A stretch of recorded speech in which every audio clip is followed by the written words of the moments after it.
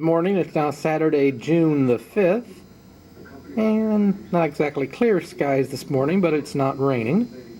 Those afternoon thunderstorms are expected today, but it's supposed to be only a chance of a scattered shower before then. So we need to get dressed here and get out and do our business before those afternoon storms hit. It's about 7:30 right now. As we're looking out the window at Greater Houston.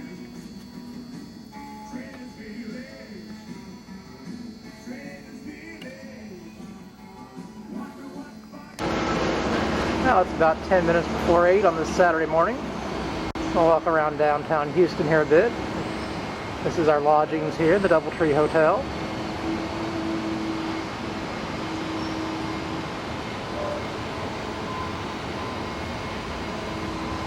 We're on Dallas Street in downtown Houston. Well, we're in Tranquility Park, just 2 or 3 blocks over from the hotel.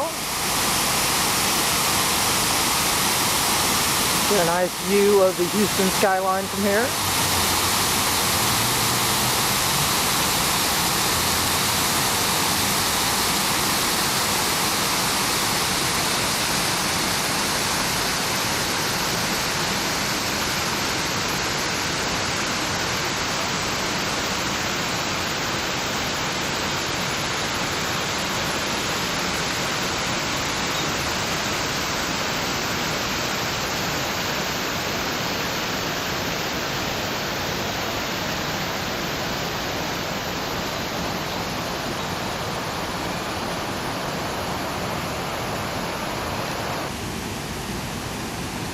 Still in Tranquility Park.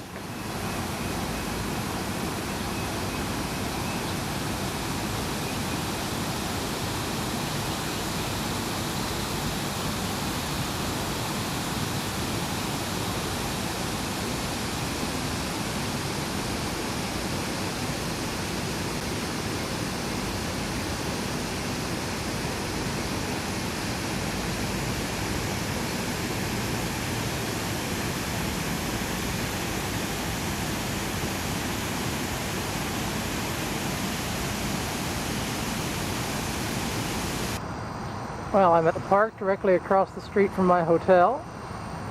I think it's called Sam Houston Park.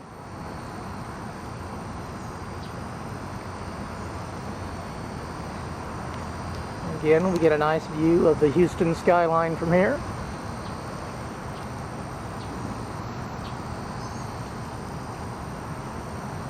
Nice morning. Unfortunately, it's not expected to stay that way. Let's get those afternoon storms, but right now it's very nice.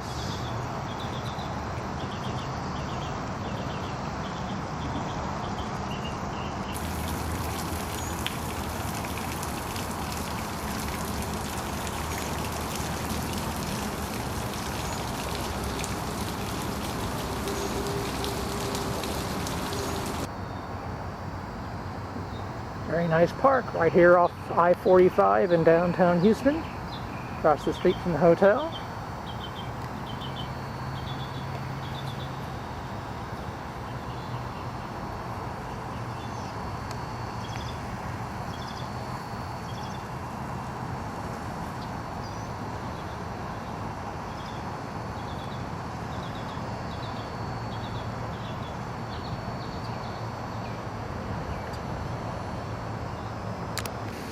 Well, we're in front of Minute Maid Park, the Astros' new ballpark here in downtown Houston.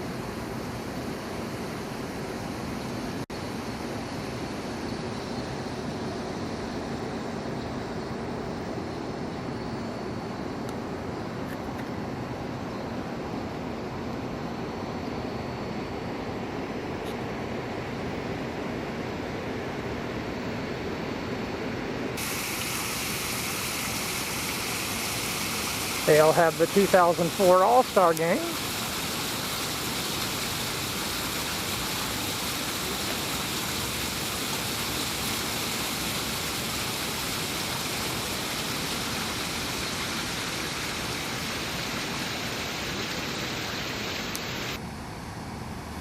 Well, we're at the San Jacinto Monument. This is just, let's see, southeast of Houston, about 20 miles.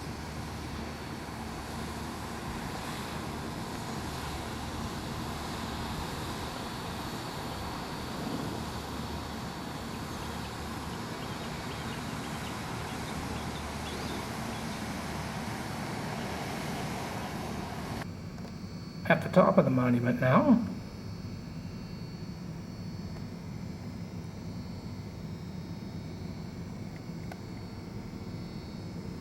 Here's the Battleship Texas.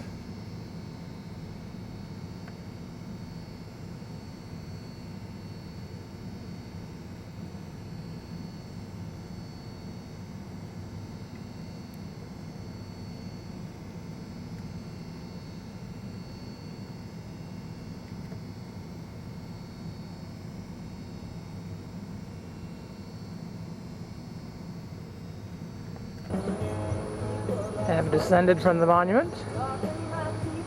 Weather's really pretty cloudy, not a very nice day anymore. Looks like it could rain at any time. Just a little after 10 a.m. here on Saturday, June the 5th. The Battleship Texas.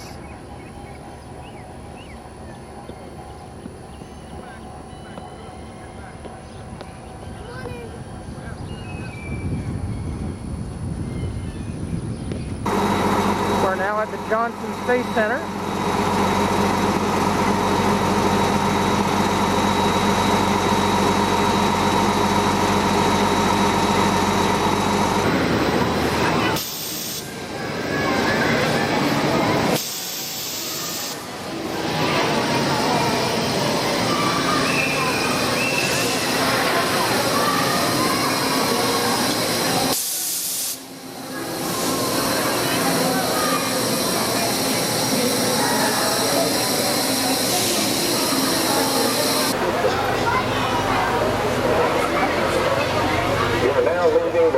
And entering the Johnson Space Center.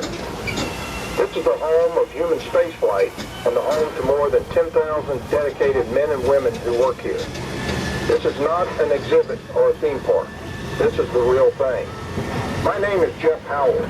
I am the director of the Johnson Space Center. It is with great pride that I welcome you on this tour. The Johnson part is a showcase of innovative activities located in the state of Texas.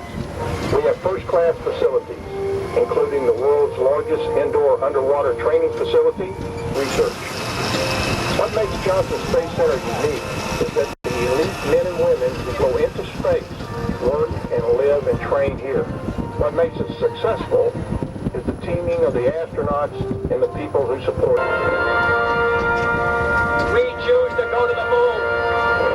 We choose to go to the moon. We choose to go to the moon in this decade and do the other things. Not because they are easy, but because they are hard.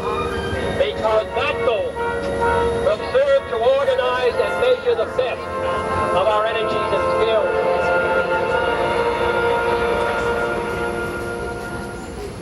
We're now approaching Rocket Park. We'll take a closer look at the rockets on the way back. For now, take yourself back to the year 1967. The Beach Boys' first one off the production line. Little Joe 2 was an unmanned launch in preparation for Apollo 1.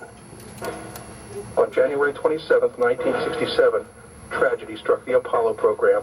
A flash fire started in the command module during a launch pad test of Apollo 1. 3 astronauts, Virgil Gus Grissom, Ed White, and Roger Chaffee, died in the accident. It stood 363 feet high, the largest rocket ever built by the United States. The Apollo program ended in 1972. This very rocket was slated to launch Apollo 18. You'll get another look at these amazing rockets on the way back. Cafeteria.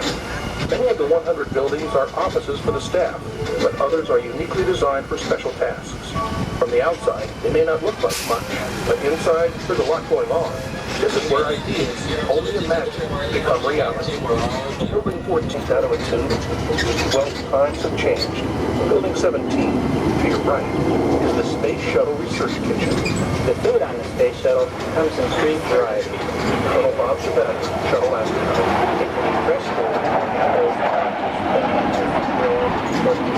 it can be freeze-dried food, which requires rehydration with water, like we use spaghetti and meat sauce, green beans, almond beans, breakfast sauce. Appropriately enough, mission control is at the heart of Johnson Space Center. My job was to take any actions needed for crew safety and mission success. Gene Kranz was flight director for many of those historic missions. In the movie Apollo 13, Gene was played by actor Ed Harris. I had a team of between 15 and 21 controllers. These controllers had the responsibilities for the space systems, trajectory operations, planning, facility operations. We had a medical doctor. Posted pictures at this time before we go on in. We will be down the lobby and then we will walk up the stairs.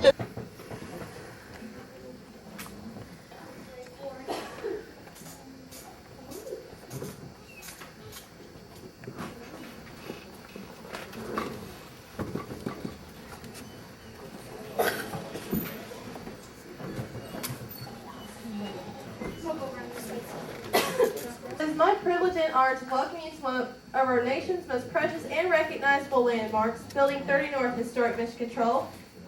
This is where many of our proud moments as a spacefaring nation took place. It was from this very room that the call was received, Houston, Tranquility Base here, the Eagle has landed, and this as well as countless others.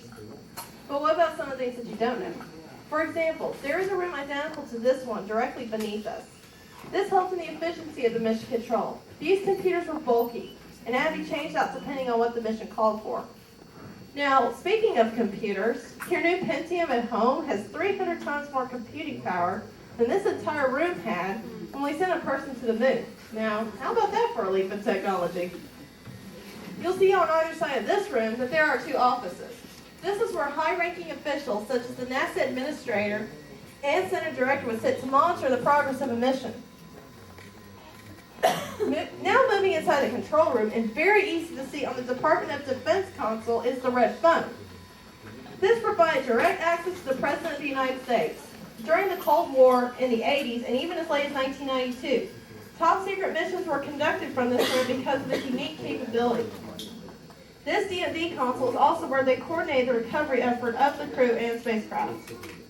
You'll notice relics of the past such as the rotary telephone. When was the last time you used or even saw one of these things? It's hard to imagine the day when there wasn't email and surfing. Well, you still did that in California or Galveston, wherever.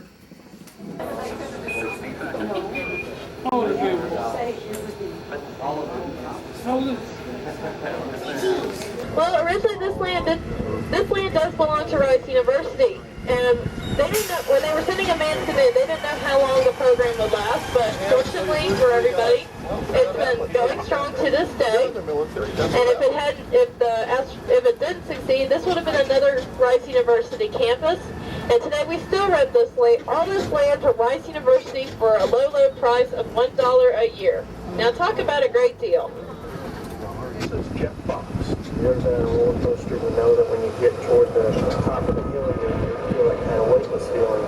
On a zero-G plane, you get up to 25 seconds of weightlessness, so you can... But there was a line of large metal bars around certain buildings.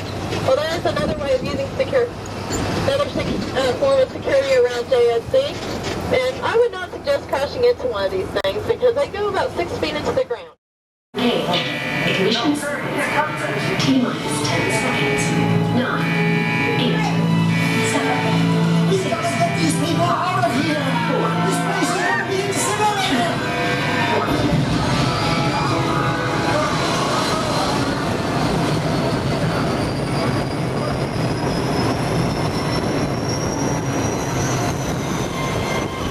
As a sequence reported, Battleship Texas initiated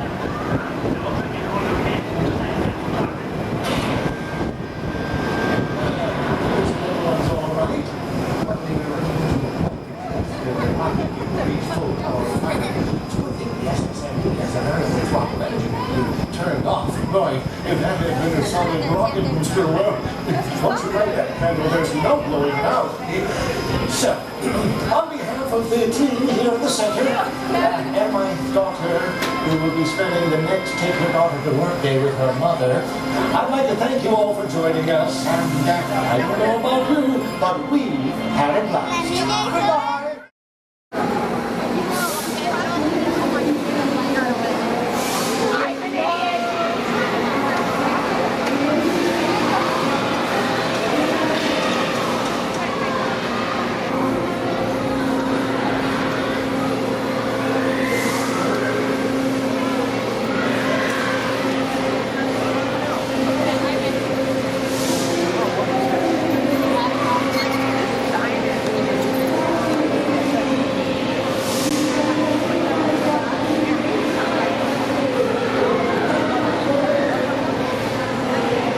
Well, we're now leaving the Lyndon B. Johnson Space Center, Houston. It's about 2:30 in the afternoon. Spent about 4 hours at Space Center, Houston, and are now pulling out. About 25 miles to